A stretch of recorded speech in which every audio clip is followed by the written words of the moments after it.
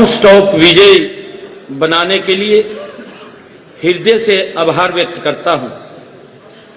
हरियाणा के इतिहास में यह एक स्वर्णिम अध्याय है, क्योंकि राज्य के इतिहास में पहले ऐसे कभी नहीं हुआ। यह ऐतिहासिक जनादेश माननीय प्रधानमंत्री नरेंद्र मोदी जी के अद्भुत नेतृत्व, विकास के संकल्प, सेवा, सुशासन, गरीब कल्याण और देशभक्ति की भावना का प्रतीक है।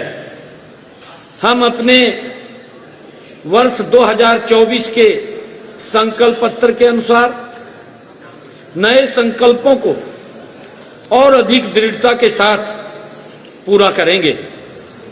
हमारा यह संकल्प पत्र कागज पर लिखा वाक्य मात्र नहीं है, यह हमारे लिए वचन पत्र है और हम इसके हर वचन को पूरा करने का तीव्र गति से काम करेंगे। जैसा कि माननीय राज्यपाल महोदय जी ने अपने अभिभाषण में कहा था, हमने अपने संकल्पों को सिद्धि तक ले जाने के लिए इस विधानसभा सत्र से शुभारंभ किया है। इसी कड़ी में हमने अपने संकल्प पत्र के 2 और वचनों को पूरा किया है। हमने हरियाणा राज्य के गठन से पहले के पट्टेदारों को बहुत लंबे समय से हमारे हरियाणा प्रदेश के अंदर जो पट्टेदार किसान हैं, जो इस समस्या से ग्रसित थे लंबे समय से, वो ये चाहते थे कि हम इस जमीन का मालिकाना हक हमें मिले। इस विधानसभा के अंदर ऐसे पट्टेदार किसानों को मालिकाना हक दिया गया है, बिल पास किया गया है। दूसरा, एक बहुत बड़ा जो कार्य किया है, जो हमारे HKRN के अनुबंधित कर्मचारी सेवा सुरक्षा अध्यादेश 2024 की तर्ज पर हमने शेष श्रेणियों जैसे एक्सटेंशन लेक्चरर, इंजीनियरिंग कॉलेज के और पॉलिटेक्निकल के गेस्ट फैकल्टीज जैसी अनेक श्रेणियों के अनुबंधित कर्मचारियों की सेवाओं को सुरक्षित करने का कानून भी हमने बनाया है, क्योंकि ये लंबी मांग थी। लगभग 1,20,000 HKRN पार्ट 1, पार्ट 2 के कर्मचारियों को हमने सुरक्षित किया है और उसी तर्ज के ऊपर हमने एक्सटेंशन लेक्चरर या इंजीनियरिंग कॉलेज के लेक्चरर, पॉलिटेक्निकल गेस्ट फैकल्टी के हमारे सभी श्रेणियों के अनुबंधित कर्मचारियों को हमने सुरक्षा देने का काम इस बिल के माध्यम से किया है। मैं माननीय विधानसभा अध्यक्ष महोदय का भी धन्यवाद करता हूं, जिन्होंने इस सत्र में सब सदस्यों को खुलकर चर्चा करने का अवसर प्रदान किया है।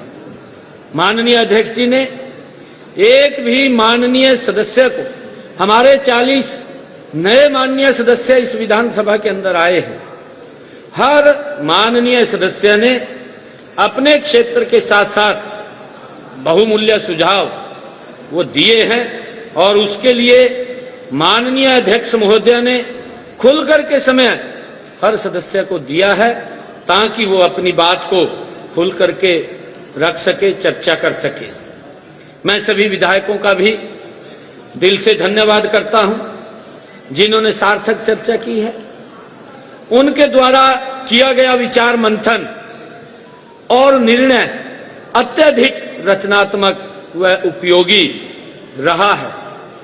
मैं इस सत्र को सफल करने में परिश्रमिक करने वाले सभी अधिकारियों, कर्मचारियों और मीडिया कर्मियों का भी दिल से बहुत बहुत धन्यवाद करता हूं। और क्योंकि ये सरकार, ये हरियाणा प्रदेश के 2 करोड़ 80 लाख लोगों की जो भावनाएं हैं जो उनका आशीर्वाद वो मिला है, हम पूरी हमारी सरकार और पूरी टीम मिलकर के आदरणीय नरेंद्र मोदी जी के नेतृत्व में तीव्र गति से हरियाणा को नॉन स्टॉप आगे ले जाने का काम करेंगे।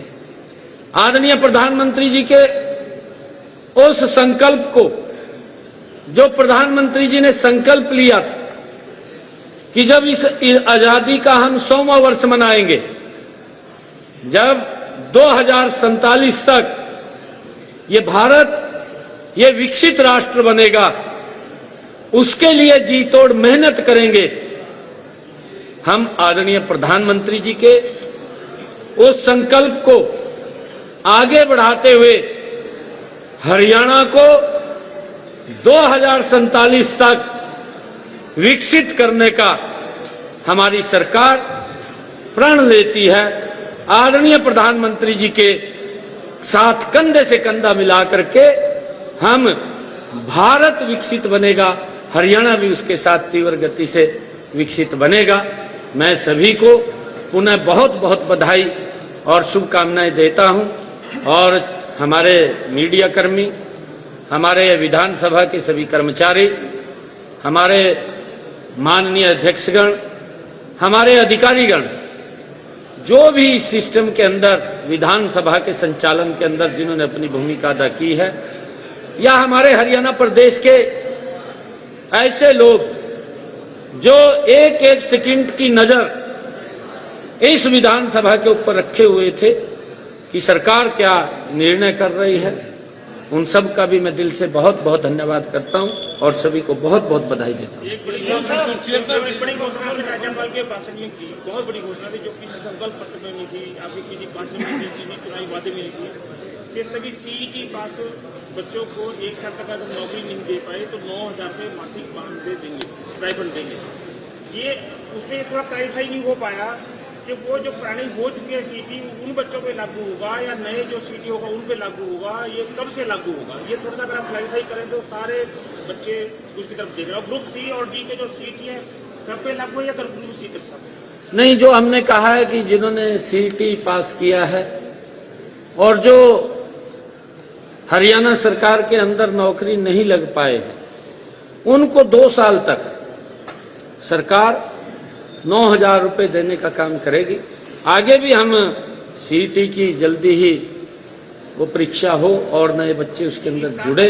संभावना है नया सीटी जो है नहीं, वो जल्दी उसकी हम प्लानिंग कर रहे हैं। पहले वालों को 1 साल हो चुका है, उसकी प्लानिंग कर रहे हैं कि नए वाले की, उसके लिए हम जल्दी ही वो करेंगे और इसके अंदर जो हमारे सीटी के ऐसे लोग हैं उन सबको भी उसके अंदर शामिल। मैंने कहा है कि उसके ऊपर सारी हम प्लानिंग कर रहे हैं और प्लानिंग करके कितने बच्चे हैं उसकी एक योजनाबद्ध तरीके से वो काम हो रहा है और उसकी सारी लिस्ट बनेगी। लिस्ट बन करके कितने बच्चे हैं, कितने लगे हैं, कितने शेष हैं, वो सारा का सारा। पंजाब लगातार विरोध कर रहा है और जो अपोजिशन के लोग भी हैं यहाँ पर ये कह रहे हैं कि जगह के बदले जगह नहीं देनी चाहिए, हरियाणा का हक है चंडीगढ़ पर। इसके बारे में सरकार आपका क्या कहना है? दूसरा ये जो पंजाब विरोध कर रहा है उससे कैसे एक सर्वदलीय बैठक की बात भी आई? नहीं, हम ऐसा नहीं है। सभी हमारे इस मत के ऊपर हरियाणा प्रदेश के हमारे सभी विधायकगण और सभी पार्टी के हमारे दलों के नेतागण वो एक आवाज के अंदर हैं, क्योंकि चंडीगढ़ के ऊपर हमारा भी अधिकार है। मैंने पहले भी ये बात कही थी, क्योंकि पंजाब को भी आवश्यकता है। हमारे पास कई प्रस्ताव हैं, पंजाब को भी आवश्यकता है। उन्होंने भी अपना नया भवन बनाना है, वो भी जमीन लेकर के बना सकते हैं, उनको क्या दिक्कत है? इस प्रकार की दिक्कत नहीं करनी चाहिए। और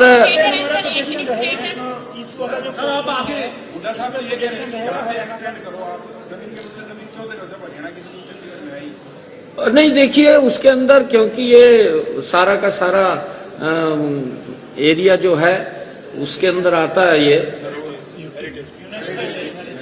हेरिटेज के अंदर आता है और हेरिटेज के कारण क्योंकि यहाँ पर हम कुछ एक्सटेंशन नहीं कर सकते, वो बड़ी दिक्कत है। परंतु अगर तो पंजाब को आपको सुझाव है वो भी अपनी कॉलेज बनाए, क्योंकि डिलिमिटेशन तो वहाँ पे भी होती है। नया विधान भवन बनाए पंजाब भी अपना। नहीं, अच्छा है वो भी बनाए ना जमीन लेकर के, क्योंकि उनको भी तो आवश्यकता है, उन्होंने भी तो अपनी विधानसभा को बड़ा करना है। और चंडीगढ़ के एडमिनिस्ट्रेटर ये कह रहे हैं जो क्लियरेंस थी एनवायरमेंट डिपार्टमेंट की जो क्लियरेंस थी वो क्लियरेंस मिल रही है, लेकिन चंडीगढ़ के एडमिनिस्ट्रेटर का ये बयान सामने आया है कि अभी इसका सिर्फ नोटिफिकेशन हुआ है, ये कोई निर्णय नहीं है, अभी ऐसा कोई मामला नहीं, अभी तो उसकी नोटिफिकेशन वो आई है, जो इन्वायरमेंट की नोटिफिकेशन क्लियरेंस का सर्टिफिकेट आया है, क्योंकि जैसा अभी परिसीमन भी होगा उसके अंदर सीटें बढ़ेंगी, हमारे पास स्पेस कम है। और मंत्री कह रहे हैं कि इनसे जमीन भी नहीं देंगे हरियाणा को। Sir, Chandigarh urban planning department ने कहा कि जो जमीन हरियाणा देने जा रहा है वो जमीन अनसुइटेबल है। उन्होंने डिक्लेयर कर दिया कि जमीन अनसुइटेबल है, जमीन में नाले बने हुए हैं, 8 फीट चौड़ी सड़क नहीं है, तो अनसुइटेबल है। हाँ, देखिए, कोई जमीन अनसुटेबल नहीं है, ये तथ्य है, या उन्होंने कुछ बात रखना इस प्रकार का ठीक नहीं है। लैंड है, लैंड हमारी सारी प्राइम लैंड है, और इसके ऊपर क्योंकि जो उन्होंने शब्द कहे हैं हम उसकी तरफ नहीं जाना चाहते। हम बार बार इस बात को लेकर के कि हमारा SYL का जो पानी है उसके ऊपर भी हमारा हक है, और हम लगातार उसको लेकर के हमारा पूरा हरियाणा प्रदेश सभी दल उसके ऊपर एक मुस्त हैं, उनको कोई किसी प्रकार की वो नहीं है, किंतु परंतु नहीं है। और मैं इसके अंदर मैं एक बात मैं इसके अंदर एक बात कह रहा था। मैं एक मिनट अरे एक मिनट मैं एक बात कह रहा था, इस प्रकार की बातें हमारे मित्र सहयोगियों को वो शोभा नहीं देती।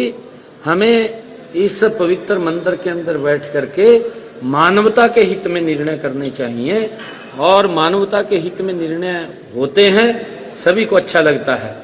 इस प्रकार की बातें करना कि अगर इसके पीछे जाते हैं तो फिर वो बहुत ज्यादा है, अगर इसके डिटेल के अंदर जाते हैं हम नहीं जाना चाहते।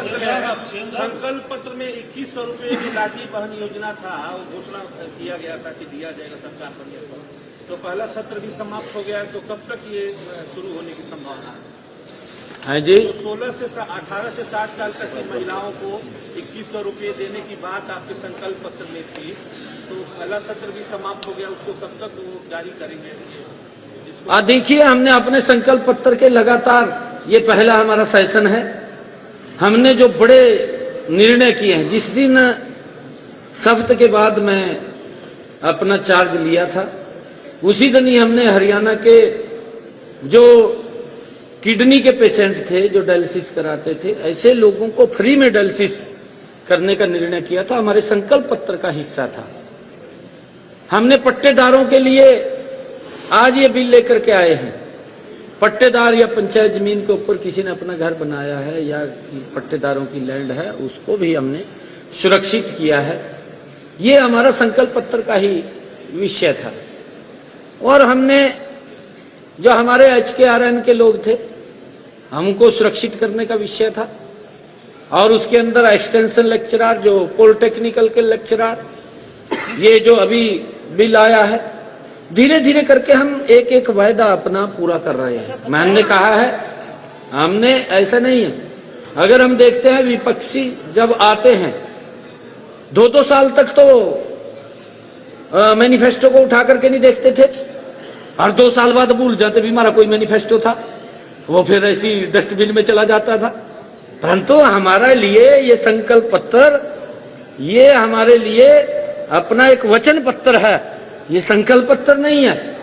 जब वचन पत्र हमारा है तो हमारे हरियाणा के जो हमने वायदे किए हैं एक एक को पूरा करना ये हमारी सरकार की जिम्मेवारी है, हम उसको पूरा करेंगे। पहले भी चाहे 2014 का संकल्प पत्र है, चाहे 2019 का संकल्प पत्र है, हमने उसको पूर्ण किया है। बहुत बहुत धन्यवाद। आपने कहा सर्वदलीय बैठक बुलाएंगे विधानसभा के अंदर का, आपने सर्वदलीय बैठक का बुला किस मुद्दे पर है? जब अशोक अरोड़ा जी ने इशू उठाया कि कि हम आपके साथ हैं सर्वदलीय बैठक को आपने नहीं, उसके ऊपर बहुत सारी उसके ऊपर चर्चा चल रही है। हम बैठे भी हैं, ऐसा नहीं है, किस हम बैठे भी हैं। देखिए, जब SIR के विषय पे है, चंडीगढ़ के विषय पे है, सारे विषयों के ऊपर, सभी विषयों के ऊपर है। और हमने कहा है कि इस प्रकार के, क्योंकि हमें विकास की तरफ ध्यान देना चाहिए। और आज लोग विकास चाहते हैं, आज लोग बात नहीं चाहते भी मैं खड़ा हो जाऊंगा और मैं बात कर दूंगा। नहीं, नरेंद्र मोदी जी के नेतृत्व के अंदर भारत के अंदर चाहे रोड का इंफ्रास्ट्रक्चर है, एयर की कनेक्टिविटी है, और चाहे रेलवे की कनेक्टिविटी है, आज लोगों को जो सुविधाएं देने का काम पिछले 10 वर्षों में नरेंद्र मोदी जी ने किया है, आज पूरे देश के लोग उस बात को सलाम कर रहे हैं, नरेंद्र मोदी के कामों को सलाम कर रहे हैं। नहीं, बात करने में तो 55 साल तक करते रहे, बाहर का रास्ता दिखा देते हैं लोग तो 2 मिनट में। और मैं पंजाब के जो आम आदमी की सरकार है, भगवंत मान साहब को कहूंगा कि आप प्रदेश के लोगों की चिंता करें, वहां को क्या सुविधा देनी है क्या नहीं देनी मुझे बताने की जरूरत नहीं है, क्योंकि मैं इसलिए बता रहा हूं कि माननीय सुप्रीम कोर्ट ने पराली के प्रबंधन को लेकर के फटकार लगाई थी। मैं इसलिए कह रहा हूं, कभी वो समझ ले कि उसका सुझाव ठीक नहीं है। मैं सुझाव अपनी तरफ से नहीं दे रहा हूं, क्योंकि समझ लेता है कि मैं उसका सुझाव क्यों मानूं, मेरा सुझाव नहीं है, सुझाव माननीय सुप्रीम कोर्ट का है। और सुप्रीम कोर्ट ने सुझाव दिया। हम ये कहते हैं कि जब माननीय सुप्रीम कोर्ट कह रहा है, वहां पर सुविधाएं दे, किसान को जाम न लगाने पड़े, किसानों को पंजाब के अंदर बैरिकेड लगा करके बैठना न पड़े, वो वहां के किसानों को MSP दे, जैसे हम हरियाणा में दे रहे हैं, पंजाब के किसानों को भी देना चाहिए।